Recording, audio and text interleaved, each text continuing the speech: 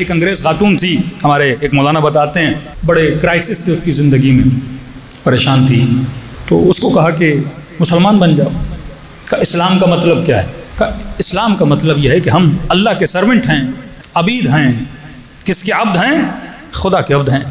अंग्रेज़ों को इस जुमले पे बड़ी चिढ़ लगती है। ये फेमिनिस्ट जो आप देख रहे हैं मुआशरे में पनप रहे हैं, बढ़ रहे हैं, और आहिस्ता आहिस्ता फेमिनिज़म का आपके ऊपर एक उरूज आएगा। एक वक्त था जब ईरान में भी फेमिनिज़म उरूज पे था, और इन्हीं फेमिनिस्ट ने ईरान के माशरे में बदहिजाबी और उरियानी को फैलाया। ये बहुत ख़तरनाक होता है। मासूम फरमाते हैं, औरत जब भी घर से निकलती है वो माशरे को तबाह करती है। जब घर में रहती है तो माशरे बनाती है। जब किसी की ड्यूटी बहुत बड़ी हो तो उसकी जिम्मेदारी भी बहुत बड़ी होती है। अब औरत कोई भी हो, जब भी घर से निकलती है माशरों को तबाह बर्बाद करती है।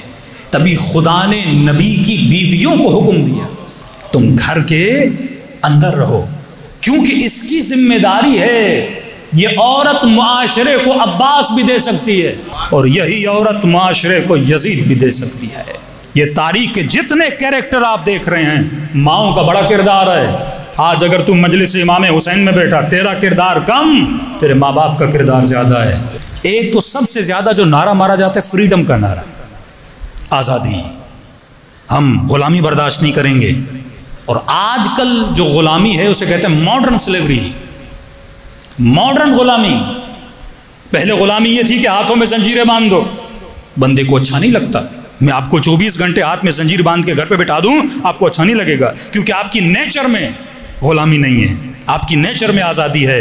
आपकी रूह आज़ाद रहना चाहता है, वो किसी का गुलाम रहना नहीं चाहता। लिहाजा ये गुलामी किसी को पसंद नहीं। दूसरी गुलामी होती है जहनी गुलामी, फिक्री गुलामी। इस खातून को ये कहा कि हम अब्द हैं। हमारे मासूमीन ने, अहले बैत ने यह सिखाया कि तू कौन है? अब्द है। रसूल खुदा कौन है? अब्द हु व रसूल हु। किसका अब्द है? पहले अब्द है, बाद में रसूल है। पहले अब्द बना फिर रसूल बना, पहले अब्द बना फिर नबी बना, पहले अब्द बने फिर इमाम बने। जब तक तू अब्द नहीं मोमिन नहीं, जब तक अब्द नहीं मुस्लिम नहीं, जब तक अब्द नहीं मौलाई नहीं। कहा हम अब्द हैं, हम गुलाम हैं। किसके गुलाम हो? का जो हमारा क्रिएटर है, जो हमारा बनाने वाला है। इस खातून ने कहा देखो, मेरे साथ गुलामी की बात ना करो, मुझे किसी की गुलामी नहीं करनी। का फिर आप किसकी सुनोगी? का जो मुझे अच्छा लगे मैं वही करूँगी, जो मेरे जहन को अच्छा लगे मैं वही करूँगी, जो मेरी तबीयत को अच्छा लगे मैं वही करूँगी। का फिर भी आपने किसी न किसी की तो गुलामी की है ना। अगर खुदा की गुलाम नहीं बनना चाहती, किसी न किसी की तो सुन रही हो ना। का फिर या तो अपनी गुलाम है। अगर इंसान अपनी सुन रहा है तो किसका गुलाम बना? अपना गुलाम बना। या शहवत का गुलाम है, या माल का गुलाम है, या दुनिया का गुलाम है। कि हम उसके गुलाम बनते हैं जिसने पूरी कायनात को बनाया है। इंसान किसकी सुनेगा? आलिम की सुनेगा या जाहिल की सुनेगा? आपके सामने दो शख्सियत रखी जाए, एक तरफ मौला अली हो, दूसरी तरफ कोई और, आप किसकी गुलामी पसंद करोगे? हर बंदा कहेगा कि मैं अली इब्न अबी तालिब का गुलाम बनना चाहता हूँ। इस दुनिया में कोई भी ऐसा बंदा नहीं जो आज़ाद हो। जो बोलता है मैं आज़ाद हूँ, ये कायनात का सबसे बड़ा झूठ है। वो किसी न किसी शय का गुलाम है। जो कहते हम आज़ाद हैं वो भी शहवत के गुलाम हैं, माल के गुलाम हैं, दुनिया के गुलाम है। तो फरमाया जो बेहतरीन गुलामी है वो अपने खालिक की गुलामी है, और वो भी गुलामी नहीं है क्योंकि उसने मुझे बनाया है। वो बेहतर जानता है इस जिस्म को इस्तेमाल कैसे करना है। मैंने पिछले साल आपको मिसाल दी थी, मैंने किसी दुकान पे जाके आप एक मोबाइल लेते हो, सैमसंग का मोबाइल, एप्पल का मोबाइल, याद होगी मिसाल आपको। तो मैंने कहा अब मोबाइल आप एप्पल का लो, लेकिन फ़ोन करो सैमसंग वाले को कि ये चलता कैसे, वो बताएंगे आपको। हर अक्लमंद कहता है जिस कंपनी की चीज होती है गाइडेंस भी उसी कंपनी से ली जाती है। पहले तू ये तायुन तो कर तू किस कंपनी से आया है। भाई हर शे का कोई ना कोई बनाने वाला है। छोटा सा माइक इसका भी कोई ना कोई बनाने वाला है। बच्चे को भी पता है छोटा सा मोबाइल हो या चाइना का होगा या किसी ब्रांडेड कंपनी का होगा। कपड़े भी इसी तरह किसी न किसी दर्जी ने तो बनाए ना। पहले ये तो तायुन कर तुझे बनाया किसने है, और जब कंपनी बनाती है तो गाइडेंस भी देती है। तो ये हो नहीं सकता कि खुदा तुझे बनाए और विदाउट गाइडेंस तुझे छोड़ दे। कायनात की सबसे बड़ी मशीन, बड़े से बड़े साइंसदान को लाओ, इंसान को कैसे इस्तेमाल करना ये साइंसदान नहीं बता सकता आपको, ये डॉक्टर नहीं बता सकता। कितने डॉक्टर हैं जो अपने ऑपरेशंस में नुकसान करते हैं, कितने डॉक्टर्स हैं जो ऑपरेशन करते हुए गलती करते हुए मरीजों को मार देते हैं, क्योंकि वो कंप्लीटली एक आंख में 70 साल उनकी ज़िंदगी गुजर जाती है आँख के सिस्टम को समझने में, किडनी के सिस्टम को समझने में। मौला ऐसे नहीं फरमाती वफ़ी का आलमुल अकबर, तुम्हारे वजूद के अंदर बहुत बड़ी कायनात है, इस कायनात को समझने में सदियाँ लग जाती हैं। अब तसव्वुर तो करो, जिस इंसान को अगर स्टडी करने पर आए तो एक इंसान की उम्र काफ़ी नहीं है। गौर से सुनिएगा, अगर आप एक इंसान के जिस्म को स्टडी करना चाहें, कितने साइंसदान आए और गए, पैदा हुए, अभी भी स्टडी चल रही है।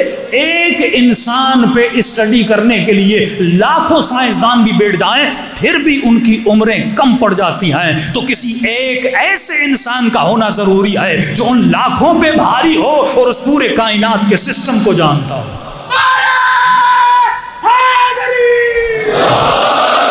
ऐसे अमीरुल मोमिनीन नहीं फरमाते अली जमीन के रास्तों से ज्यादा आसमान की राहों को जानता है।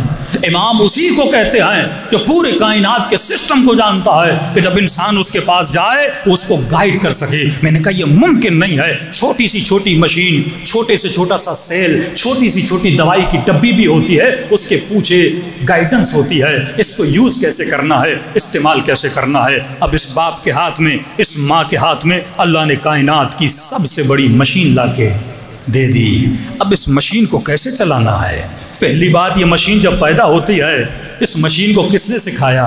किसका पेट दूध से भरता है? इस मशीन के अंदर इमोशंस किसने डाले, एहसासात किसने डाले, इसे रोना किसने सिखाया, इसे मुस्कुराना किसने सिखाया? इस मशीन के अंदर जो सिस्टम चल रहा है वो चलाने वाला कौन है? अब मुझे इसको गाइड करना है, इसे हिदायत देनी है। तभी रसूल खुदा फरमाते हैं अल्लाह की 3 बड़ी अमानतें, 2 अमानतें आप सबको पता है। एक अमानत इन्नी तारकुम फीकुम फक़लैन किताब अल्लाह व इतरती अहल बैती, एक मेरी सबसे बड़ी अमानत है अल्लाह की किताब, दूसरी अमानत है इतरत, इस दूसरी अमानत अहल बैत अलैहिस्सलातु वस्सलाम, लेकिन तीसरी अमानत भी खुदा तुझे देकर जा रहा है। इन दोनों अमानतों को भी संभालना है। और इन दोनों अमानतों के बाद अगर पूरी कायनात में सबसे बड़ी अमानत है, यानी कुरान के बाद सबसे बड़ी अमानत, अहले बैत के बाद सबसे बड़ी अमानत जो खुदा बंदों को देता है वो कौन सी है? फरमाया वो सबसे बड़ी अमानत तुम्हारी औलाद है जो खुदा तुझे देकर जाता है। ये नन्ना सा बच्चा, ये नन्ही सी बच्ची जो खुदा तुझे देता है, क्योंकि इसी बच्चे ने बड़ा होकर कभी अब्बास बनना है। इसी बच्चे ने बड़ा होकर, यही बच्चे तो हैं ना जो बड़े होते हैं, जो कायनात में बड़े बड़े कारनामे करते हैं। अब इंसान इस बच्चे की तरबियत करनी है तो है खुदा, मैं इसकी तरबियत करूं तो कैसे करूं? मैं इस इंसान को बड़ा करूं तो कैसे करूं? मैं तो विदाउट बुक दुनिया में आया, मैं तो कोई गाइड बुक लेकर नहीं आया। अगर कंपनी से मोबाइल लेता हूं तो वो डब्बे में पैक होती है, उसके अंदर एक बुक होती है, उसको रीड किया जाता है। तो है खुदा, तू भी तो कोई गाइड बुक दे जिसे पढ़ूं, बच्चे को बड़ा करूं। तो अल्लाह कहता है मैं अक़लुल आक़िलीन हूँ। जब तुम दुनिया वालों को अक़ल है, मशीन बनाने के बाद गाइड बुक देनी है, तो क्या मैं खुदा तुझे नहीं दूंगा? मैंने भी तुझे गाइड बुक दिया है। उस गाइड बुक का नाम है कुरान। ये किताब खुदा जो तुम सब के घरों में मौजूद है, लेकिन जहमत नहीं होती गाइड बुक को पढ़ा जाए। मैंने तुझे गाइड बुक दी है। मैंने फ़ज़ाइल का जुमला कनेक्ट करने के लिए पिछले साल आपको कहा था। अब ज़रूरी नहीं कि जब आप मोबाइल लेते हो वो गाइड बुक में लिखी हुई चीज़ें हर बंदे को समझ में आएँ। कभी इंग्लिश में, कभी उर्दू में। अब बंदे को ना उर्दू आए ना इंग्लिश आए, मोबाइल तो उसने ले लिया। अब कैसे समझे कि ये क्या लिखा है? तो कंपनी को इतनी अकल है, नीचे टेलीफोन नंबर देती है कि अगर समझ में ना आए कॉल कर लेना, फ़ोन कर लेना, हम तुझे बता देंगे कि ये बुक कहना क्या चाहती है। तो कोई मुसलमान ये कहे कि मुझे कुरान समझ में नहीं आती, मुझे अरबी समझ में नहीं आती, तो कैसे मुमकिन है खुदा तुझे खाली किताब दे दे? अल्लाह ने भी कुछ ऐसी हस्तियाँ रखी हैं जिनसे पूछ सकते हो कि कुरान कहना क्या चाहता है। ये मुमकिन तो नहीं है ना कि सिर्फ गाइड बुक हो, साथ में हेल्पलाइन का होना भी ज़रूरी है। उसी हेल्पलाइन से पता चलता है कि गाइड बुक कहना क्या चलती है। आज तक कोई ऐसी गाइड बुक नहीं है, कोई ऐसा ऑथर नहीं है, कोई ऐसा राइटर नहीं है जो अपनी गाइड बुक के पीछे कोई कॉन्टैक्ट नंबर न डाले। अगर मेरी किताब समझ में ना आए, अगर मेरा फ़लसफ़ा समझ में ना आए, अगर मेरा जुमला समझ में ना आए, तो ये कॉन्टैक्ट नंबर है, यहाँ पर राबिता कर लेना। तो है खुदा, तूने गाइड बुक दी है, क्या हेल्पलाइनें भी दी हैं कि नहीं दी हैं? अल्लाह कहता है परेशान क्यों होते हो, मैंने तुझे 12 हेल्पलाइनें अता की हैं। ये मुहर्रम के दिन क्यों आते हैं?